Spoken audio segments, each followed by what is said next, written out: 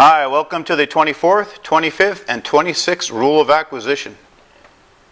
These are all linked together because they all are based on, very tightly, the arbitrary constant tell. One is the arbitrary constant tell, the absence of how tell, and how includes when and where, and the final theory tell, which is a little bit more conjecture than anything else right now. This video discusses three tells which center on arbitrary constants. Arbitrary constants are an indicator of unfinished business. Let's first explain what an arbitrary constant is. There are many types of constants in science. There's conversion constant, like when you're converting centimeters to inches. There's measured constants, like the speed of light. You can actually go with a ruler and a stopwatch, and if you had a stopwatch that was fast enough, you could actually measure the speed of light. You just develop a device to measure it. And it's in simple units, like meters per second. Density of water, kilograms per cubic meter. That should be a superscript. Fundamental constants, like pi or the natural logarithm base. Okay, these are all measured, natural, they're all, easily understood. Then you have arbitrary constants. Arbitrary constants, like the constant for the gravitational constant or the constant for the electrostatic field. Okay, what distinguishes these arbitrary constants is they're not directly measurable. There's no instrument out there that just goes out and measures E directly. You actually have to, the units are not meaningful in the ordinary, meaning you just can't go and say, oh yeah, I know exactly what a kilogram meter per cubic coulomb per second squared. It's not as ordinary as meters per second or kilograms per cubic meter of water. And these are typically the byproduct of curve-fitting measured data to come up with an equation.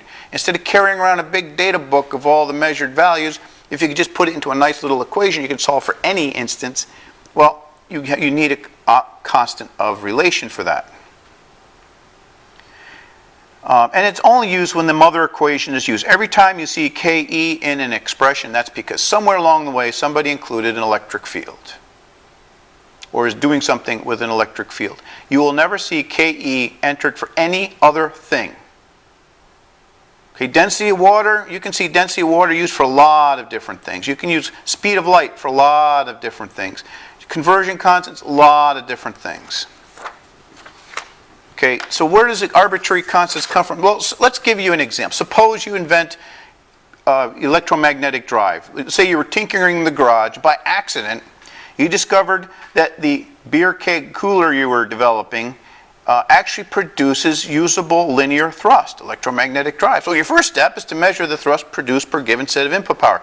So you take your device, you put some kind of scale on it somewhere, somehow.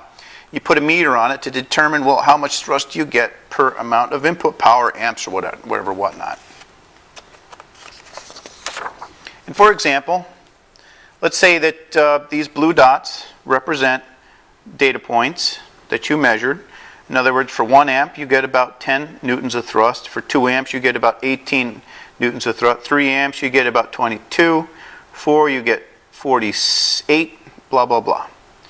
And the first thing you do, because you don't want to, when you sell this to other people, you just don't want to give them a chart of data. You want to be able to give them a little compact equation.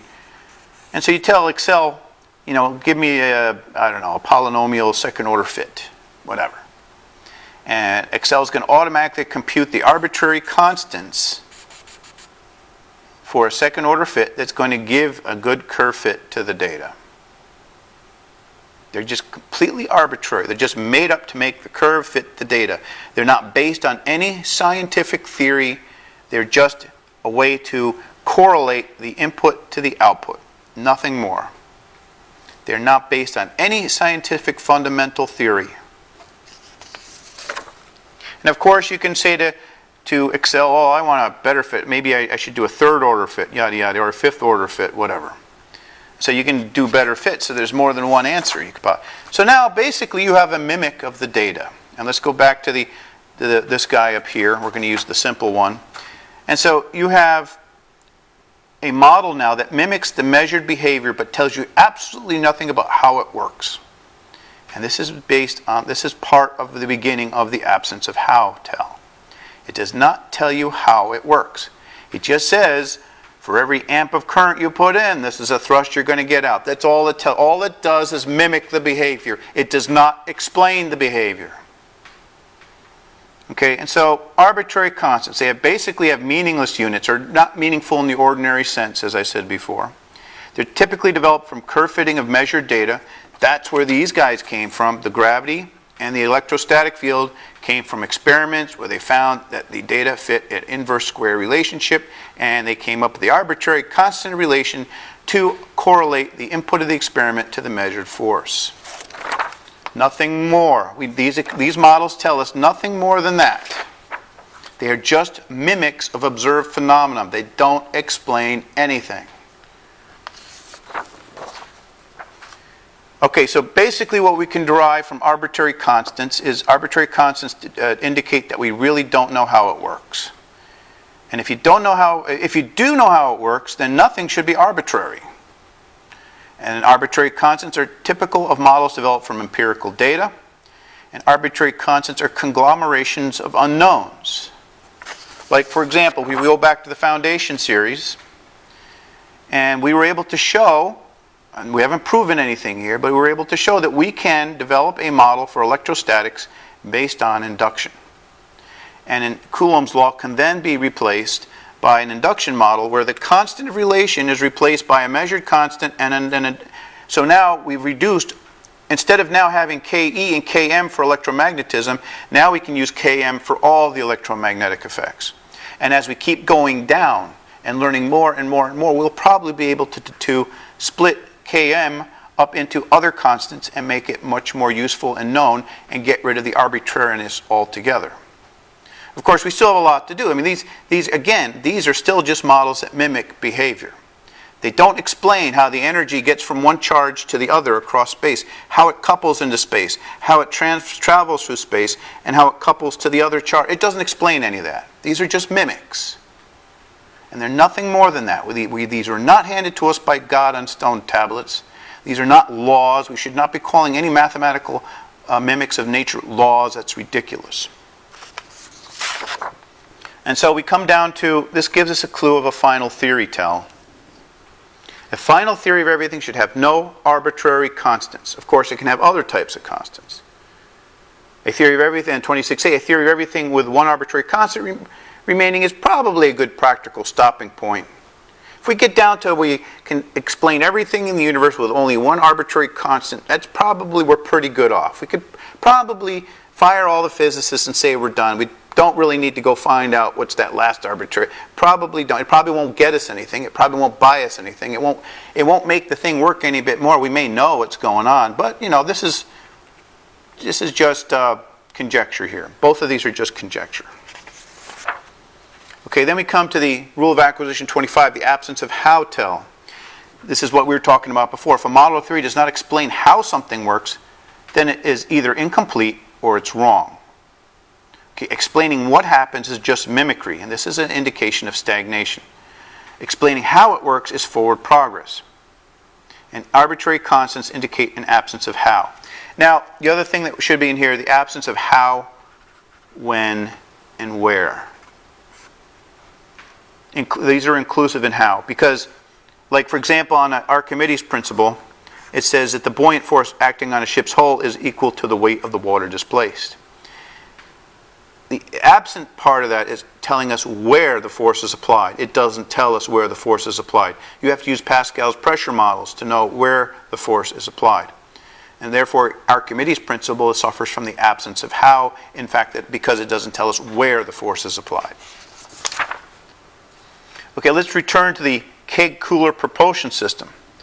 Okay, because you only were able to explain what it did, not how it did it, you're kind of in jeopardy from your competitors figuring out how it worked and making a much more improved model. So you need to do is you need to come and figure out how it worked so that you can develop, while you still have the market share, you can develop a more optimized version, because if you know how it works, you know how to optimize it.